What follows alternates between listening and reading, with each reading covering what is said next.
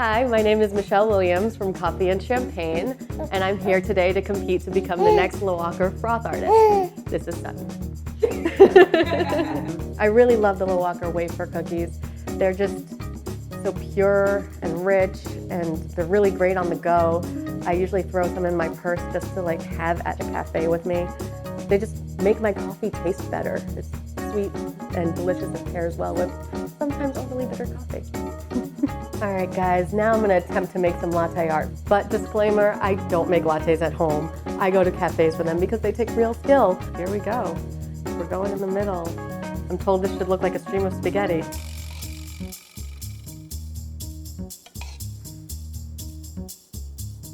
And then you draw it to make it look like you've done something special.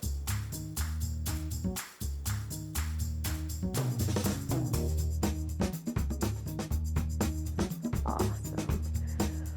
So please vote for me, and I will hopefully win and go to the New York City Wine and Food Festival for an extra chance to win a trip to Italy with Sutton. It's not for me, it's for him. He needs to go see Italy, and I need to drink coffee there.